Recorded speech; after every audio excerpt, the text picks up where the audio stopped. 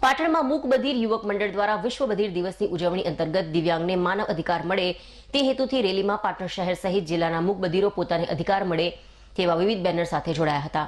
અન્ય ભાષાઓની જેમ હવે બધિરની સાંકેતિક ભાષાને માન્ય ભાષા તરીકેનો દરજ્જો આપવામાં આવ્યો છે।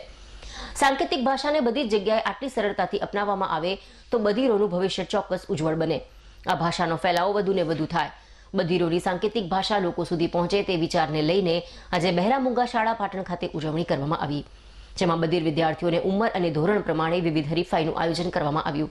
શ્રી સરસ્વતી બધિર એજ્યુકેશન ટ્રસ્ટ સંચાલિત બહેરા મૂંગા શાળા તથા મૂક બધિર મિત્ર મંડળ દ્વારા સમાજમાં બધિરો માટે જાગૃતિ અને સંવેદનશીલતા વધે તે હેતુથી બધિર રેલીને શાળાના માનદ મંત્રી દેવેન્દ્રભાઈ સાલવી લીલી ઝંડી આપી પ્રસ્થાન કરાવી। ઘણા વર્ષોથી મૂક બધિર મિત્ર મંડળ ચાલી રહ્યું છે, જેમાં લગભગ 70થી વધારે સભ્યો છે, જેઓ બધા તહેવારો પ્રસંગો ભેગા થઈને ઉજવે છે, શક્તિ પ્રમાણે સમાજ ઉપયોગી કાર્યો કરે છે, એકબીજાની તકલીફમાં મદદરૂપ થાય છે, જેમાં જરૂરિયાતના સંજોગોમાં બહેરા મૂંગા શાળા મદદરૂપ થાય છે।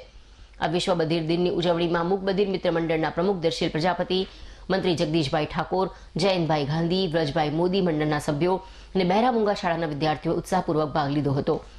શાળાના આચાર્ય ઘેમરભાઈ દેસાઈએ સમગ્ર કાર્યક્રમનું આયોજન અને સંચાલન કર્યું હતું। 26મી સપ્ટેમ્બર એટલે વિશ્વ બધિર દિવસ।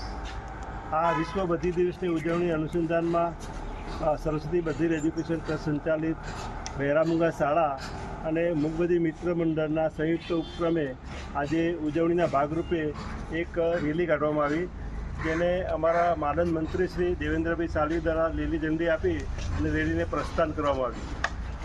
આ જે મૂક બધિર મિત્ર મંડળ છે એના લગભગ 70થી 80 સભ્યો છે, જે ભેગા મળીને જુદા જુદા તહેવારોની ઉજવણી કરે છે, જેમ કે નવરાત્રિ છે, દિવાળી છે કે સ્નેહ મિલન કાર્યક્રમ છે। આવા તમામ તહેવારો અને પોતાના એકબીજાના સુખ દુઃખમાં સાથે રહી અને આવી એક મૂક બધિર મિત્ર મંડળ ચલાવે છે।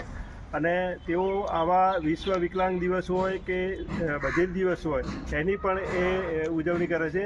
એના ભાગરૂપે આજે એક રેલી કાઢવામાં, એનો રેલી કાઢવાનો મુખ્ય આશય એવો કે જે સાંકેતિક ભાષા છે એને પણ માન્યતા મળેલી છે, અને જેમ અન્ય ભાષા છે એમ સાંકેતિક ભાષા પણ એક વેલિડ ભાષા છે, અને એને લોકો સમજે, જાણે, લોકોમાં લોકજાગૃતિ થાય અને મૂક બધિર બાળકોને કે જે વ્યક્તિઓ છે એમને લોકો ઓળખે કે એમાં એ પણ ભલે શ્રવણ શક્તિ કુદરતે આપી નથી, પણ એમનામાં પણ સમજ શક્તિ સારી છે, અને એમની જે સાંકેતિક ભાષા છે પણ એ લોકો સમજે એવા ઉમદા આશયથી આ રેલીનું આયોજન કરવામાં આવ્યું।